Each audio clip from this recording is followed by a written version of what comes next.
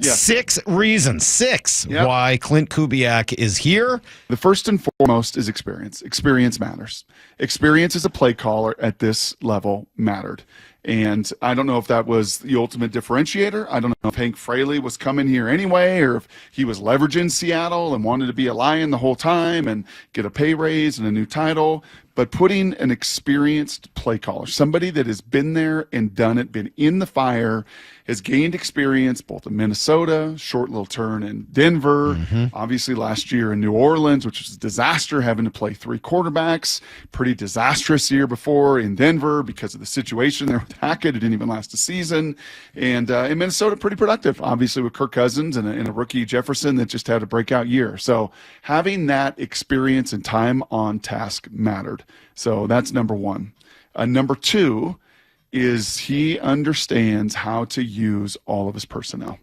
And that was one of the things last year that when you looked at Ryan Grubb, Salk, and I know in the offseason and through OTAs, it was this, wow, holy smokes, the Seahawks roster is pretty much a facsimile of what you just had at Washington. 2 good tackles, right? A Roma Dunze and DK Metcalf, a Tyler Lockett and Jalen McMillan. Right, we'll see what JSN can become, but obviously he, blew up and was awesome. Pretty good running back, pretty deep tight end room. And why don't you just do what you did at Washington, moving all these parts around? And that was supposed to be a strength, and in some ways, I would say in the plus column for Ryan Grubb, it was. I mean, JSN got the ball in a lot of different, unique ways. DK Metcalf got a lot of one-on-one situations. Right, they used their tight ends and some screens in different ways.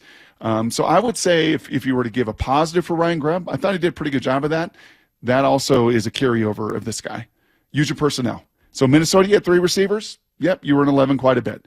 In New Orleans, you did not. Well, you were second fewest in all the league in 3+ receivers. So using what you have on hand and making the most of it, a part of his DNA. And then a proven system, majoring in something. Right up my alley. Go ahead and give me that Jason Garrett cut. Give me cut number 1, if you wouldn't mind. We played the other one in Blue 88 there, but just a proven system that you know inside and out. If you ever watch this group of coaches teach the outside zone run scheme, the attention to detail with line play and, the angles they take and 3 steps to the screws, and how I'm going to punch you and then go to the next level, and how we're going to stretch this run play, and you're going to cut it up, you're not going to cut it back, and all of those aiming points and all of that detail. There was a fair amount of time, and I think both Ryan Grubb spoke to this, Mike McDonald spoke to this in our season-ending interview with him. There was quite a bit of time with Ryan spent on speeding him up to the families of defenses that you're going to see in the NFL, the difference between the college game and the NFL game, the structure of these defenses and how they go about attacking you and how you can take them apart and everything else.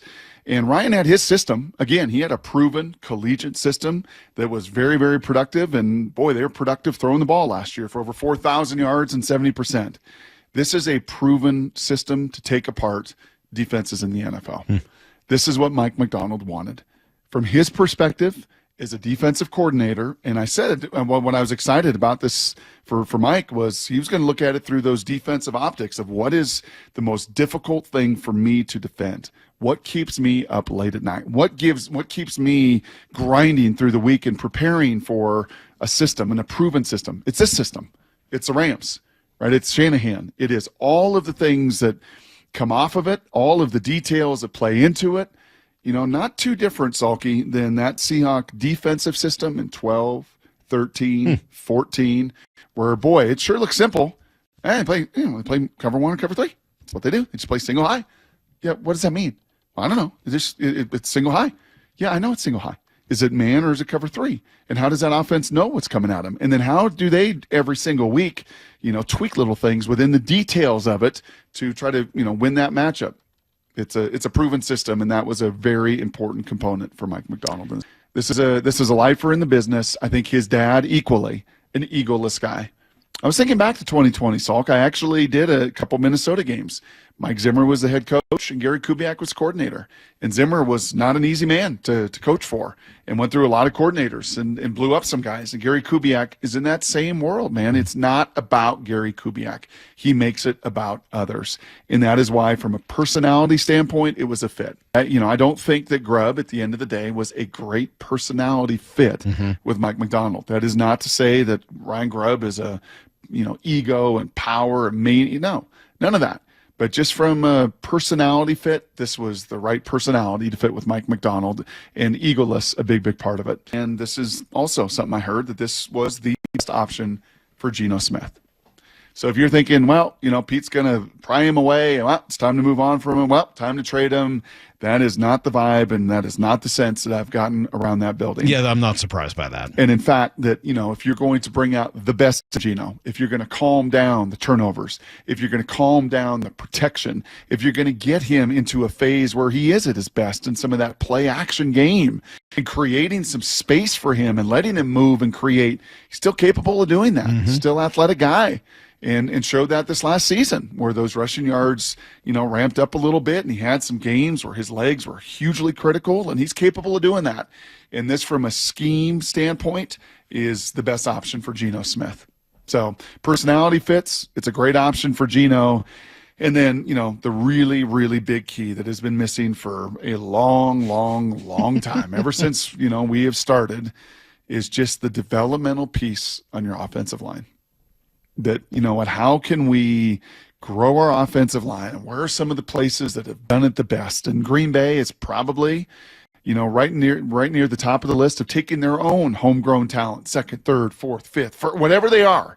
And they become valuable contributors and valuable pieces. And you just develop them because you are so firm in the details, as Jason Garrett said the other day, that this is really, with Klint, a great developmental program. And if they can get the right pieces, and they're going after and negotiating with them and working on it right now as they're down there in Mobile, Alabama, that to actually develop your offensive linemen into difference makers, man, that would be huge. You expect then that there'll be more changes made to the offensive coaching staff?